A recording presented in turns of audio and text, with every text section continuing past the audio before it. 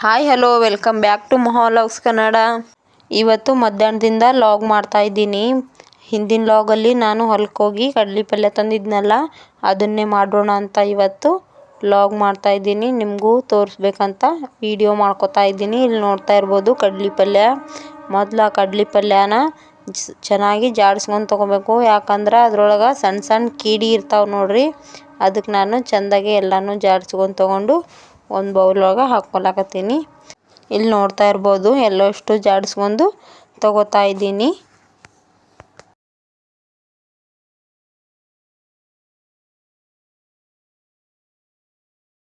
ಇಲ್ಲಿ ನೋಡ್ತಾ ಇರ್ಬೋದು ಎಲ್ಲನೂ ಜಾಡಿಸ್ಕೊಂಡು ಇಟ್ಕೊಂಡಿದ್ದೀನಿ. ಇಲ್ಲಿ ನೋಡಿ, ಇಲ್ಲಿ ಒಂದು ಬೌಲ್ ಆಗಿದೆ. ಇದು ಇಷ್ಟು ಚಿಕ್ಕ ಚಿಕ್ಕದಾಗಿದೆ. ಇಲ್ಲಿ ನೋಡ್ತಿರ್ಬೋದು ನೀವು, ಇಷ್ಟಿಷ್ಟೇ ಚಿಕ್ಕ ಚಿಕ್ಕದಾಗಿದೆ. ಅದಕ್ಕೆ ನಾನು ಇದನ್ನು ಕಟ್ ಮಾಡ್ಲಿಕ್ಕೆ ಹೋಗ್ತಾ ಇಲ್ಲ, ಹಾಗೆ ಮಾಡ್ತಾ ಇದ್ದೀನಿ.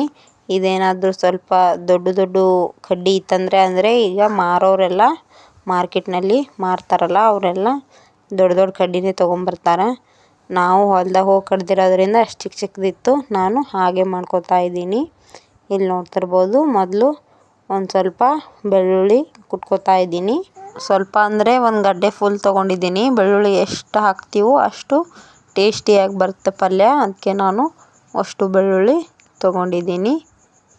ಸಣ್ಣಾಗಿ ಕುಟ್ಕೊತಾ ಇದ್ದೀನಿ. ಇಲ್ಲಿ ನೋಡ್ತಾ ಇರ್ಬೋದು ಇಷ್ಟಾದರೆ ಸಾಕು.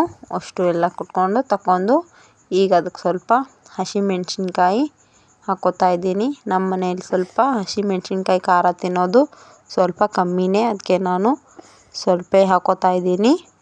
ಇಲ್ಲಿ ನೋಡ್ತಾ ಇರ್ಬೋದು ಸ್ವಲ್ಪ ಈ ಥರ ಒಂದರಲ್ಲಿ ಎರಡು ಭಾಗ ಮಾಡ್ಕೊಂಡು ಹಾಕ್ಕೋತಾ ಇದ್ದೀನಿ.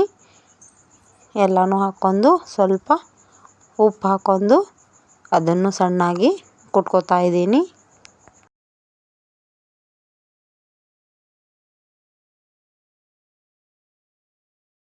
ಇಲ್ಲಿ ನೋಡ್ತಾ ಇರ್ಬೋದು ಈ ಥರ ಸಣ್ಣಾಗಿ ಕುಟ್ಕೊಂಡು ಒಂದು ಬೌಲಲ್ಲಿ ತಕ್ಕೋತಾ ಇದ್ದೀನಿ. ಇಲ್ಲಿ ನೋಡ್ರಿ ಇಷ್ಟಾದ್ರೆ ಸಾಕು.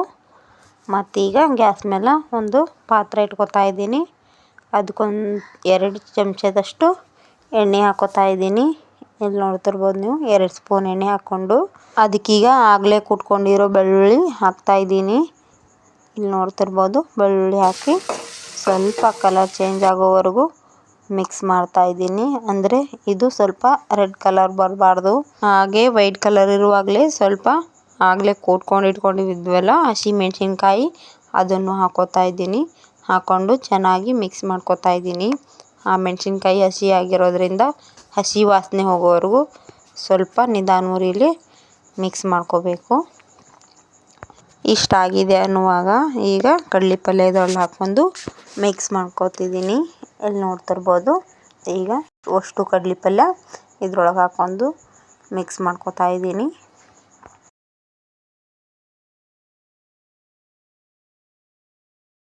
ಗ್ಯಾಸ್ ಮೀಡಿಯಮಲ್ಲೇ ಇಟ್ಟು ಸ್ವಲ್ಪ ಸ್ವಲ್ಪ ಮಿಕ್ಸ್ ಮಾಡ್ತಾ ಇದ್ದೀನಿ. ಇಲ್ಲಿ ನೋಡ್ತಿರ್ಬೋದು ಈ ಪಲ್ಯ ಬೇಗ ಮಿಕ್ಸ್ ಆಗೋದಿಲ್ಲ, ಅದಕ್ಕೆ ಸ್ವಲ್ಪ ಸ್ವಲ್ಪನೇ ಹೀಗೆ ಮೇಲಿಂದ ತೆಳಗೆ ತೆಳಗಿಂದ ಮೇಲೆ ಮಾಡ್ಕೊತ ಅದನ್ನು ನೀಟಾಗಿ ಬೇಯೋವರೆಗೂ ಹಾಗೆ ಸ್ಪೂನ್ ಆಡಿಸ್ತಾನೆ ಇರಬೇಕು, ಇಲ್ಲಾಂದರೆ ಕೆಳಗಡೆದೆಲ್ಲ ಸೀದು ಹೋಗುತ್ತೆ. ಇದಕ್ಕೀಗ ಸ್ವಲ್ಪ ಉಪ್ಪು ಹಾಕ್ಕೋತಾ ಇದ್ದೀನಿ. ಮತ್ತು ಸ್ವಲ್ಪ ಶೇಂಗಾ ಹಿಂಡಿ ಹಾಕ್ಕೋತಾ ಇದ್ದೀನಿ, ಅಂದರೆ ಕಡಲೆ ಬೀಜದ ಹಿಂಡಿ ಹಾಕ್ಕೊಂಡು ನೀಟಾಗಿ ಮಿಕ್ಸ್ ಮಾಡ್ಕೋತಾ ಇದ್ದೀನಿ. ಎಲ್ಲ ಕಡೆ ಹಿಂಡಿ ಚೆನ್ನಾಗಿ ಅಬ್ಸರ್ವ್ ಆಗಲಿ ಅಂತ ಚೆನ್ನಾಗಿ ಮಿಕ್ಸ್ ಮಾಡ್ತಾ ಇದ್ದೀನಿ. ಇಲ್ಲಿ ನೋಡ್ತಾ ಇರ್ಬೋದು ಗ್ಯಾಸು ಲೋ ಫ್ಲೇಮಲ್ಲೇ ಇರಬೇಕು ಈ ಶೇಂಗಾ ಹಿಂಡಿ ಹಾಕಿದ ಮೇಲೆ, ಯಾಕಂದರೆ ಹಿಂಡಿ ಎಲ್ಲ ಕೆಳಗಡೆನೇ ಹತ್ಕೋತಾ ಇರುತ್ತೆ. ಇಲ್ಲಿ ನೋಡ್ತಾ ಇರ್ಬೋದು ಹಿಂಗೆ ಎಲ್ಲನೂ ಮಿಕ್ಸ್ ಮಾಡ್ಕೋಬೇಕು. ಪಲ್ಯ ನೋಡ್ತಿರ್ಬೋದು ನೀವು, ಬೇಯೋದಕ್ಕಿಂತ ಮೊದಲು ಎಷ್ಟೊಂದು ಕಾಣಿಸ್ತಾ ಇತ್ತು, ಈಗೆಲ್ಲ ಬೆಂದಾದ್ಮೇಲೆ ಸ್ವಲ್ಪ ಆಗಿದೆ. ಈ ಥರ ನೀಟಾಗೆಲ್ಲ ಮಿಕ್ಸ್ ಮಾಡಿದ್ಮೇಲೆ ಪಲ್ಯ ರೆಡಿನೇ ಆಗೋಯ್ತು. ಇಲ್ಲಿ ನೋಡ್ತಿರ್ಬೋದು ನೀವು ಈ ಥರ ಎಲ್ಲ ಕಡ್ಡಿ ಅದು ಎಲ್ಲ ಮೆತ್ತಗಾದರೆ ಬೆಂದಿದೆ ಅಂತ ಅರ್ಥ.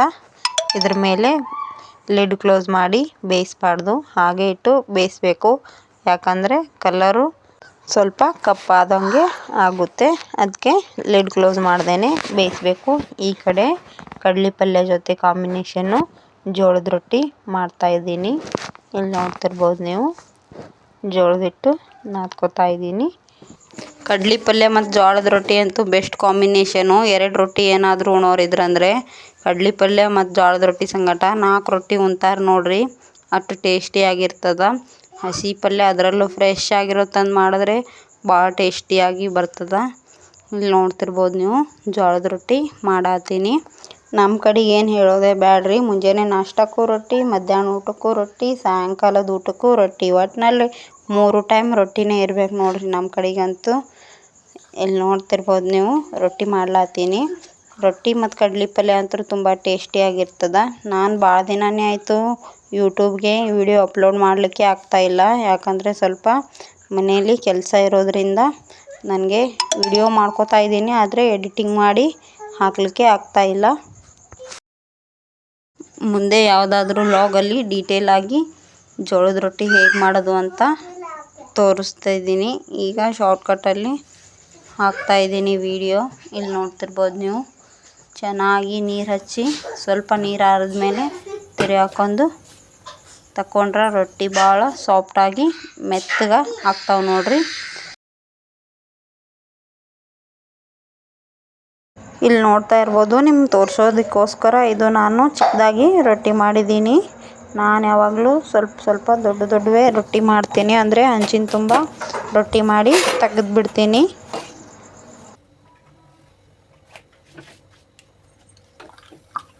ಇಲ್ಲಿ ನೋಡ್ಲಾತ್ತೀರಲ್ರಿ, ಇಷ್ಟಿಷ್ಟು ರೊಟ್ಟಿ ಮಾಡಿ ಇಡ್ತೀನಿ ನಾನು ಯಾವಾಗಲೂ ನಮ್ಮ ಮನೆಯಲ್ಲಿ. ಹಂಗಂದ್ರೆ ಸ್ವಲ್ಪ ರೊಟ್ಟಿ ತೆಳ್ಳಗೆ ಇರಬೇಕು, ಅದಕ್ಕೆ ನಾನು ತೆಳ್ಳಗೂ ಮಾಡ್ತೀನಿ, ಸ್ವಲ್ಪ ದೊಡ್ಡೂ ಮಾಡ್ತೀನಿ.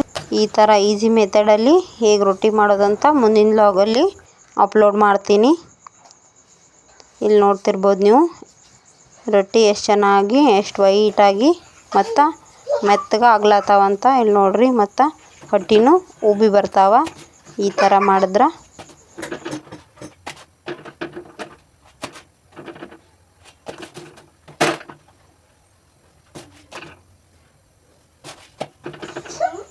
ಇಲ್ಲಿ ನೋಡ್ತಿರ್ಬೋದು ನೀವು ಪ್ಲೇಟ್ ತುಂಬ ರೊಟ್ಟಿ ಎಷ್ಟು ಚೆನ್ನಾಗಿ ಕಾಣಿಸ್ಲತ್ತಾವಂತ. ಇಲ್ಲಿ ನೋಡ್ರಿ, ವಿಡಿಯೋ ಮಾಡ್ಕೊತ ಅಡುಗೆ ಮಾಡೋದ್ರಾಗ ಭಾಳ ಟೈಮ್ ಆಗಿಬಿಟ್ಟಿತ್ತು. ನಮ್ಮ ಮನೆಯವ್ರಿಗಂತೂ ಭಾಳ ಹಸಿವಾಗಿತ್ತು ನೋಡ್ರಿ. ಅದಕ್ಕೆ ಬೇಗ ಪಲ್ಯ ಹಚ್ಚಿ ಮತ್ತು ಸೌಂತಿಕಾಯಿ ಇಟ್ಟು ಕೊಡಾಕತ್ತೀನಿ ನೋಡ್ರಿ. ಟೇಸ್ಟ್ ಹೆಂಗಾಗ್ಯದಂತ ಹೇಳಂದ್ರೆ ನಂಗೆ ಮೊದಲು ಹಸಿವಾಗ್ಯದ, ಊಟ ಮಾಡಿ ಆಮೇಲೆ ಟೇಸ್ಟ್ ಹೇಳ್ತೀನಿ ಅಂತ ಅಲ್ಲಕತ್ತಿದ್ದೆ ರೀ. ಆದರೂ ಹೇಳೇ ಬಿಟ್ರು ನೋಡ್ರಿ ಹಂಗಾಗ್ಯದಂತ. ಹಂಗಾಗ್ಯದ ಹೇಳ್ರಿ ಪಲ್ಯ. ಇಲ್ಲಿ ನೋಡ್ರಿ, ಈಗ ಹೇಳ್ಕಿಸಿಂದ್ರೆ ನೋಡ್ರಿ ಹಂಗಾಗ್ಯದ ಹೇಳ್ರಿ. ಅಡ್ಗೆ ಮಾಡೋದ್ರಾಗ ಭಾಳ ಟೈಮ್ ಆಗಿಬಿಟ್ಟಿತ್ತು ರೀ. ಅದಕ್ಕೆ ಅವ್ರಿಗೆ ಹಸಿವಾಗಿತ್ತು, ಅದಕ್ಕೆ ಏನೂ ಹೇಳಲಾಗಿದ್ದರು ನೋಡ್ರಿ. ಈ ವಿಡಿಯೋ ಏನಾದರೂ ಇಷ್ಟ ಆದ್ರೆ ಪ್ಲೀಸ್ ಒಂದು ಲೈಕ್ ಮಾಡಿರಿ, ಹಾಗೆ ಸಬ್ಸ್ಕ್ರೈಬ್ ಮಾಡಿ ವಿಡಿಯೋ ನೋಡ್ರಿ. Thank you for watching.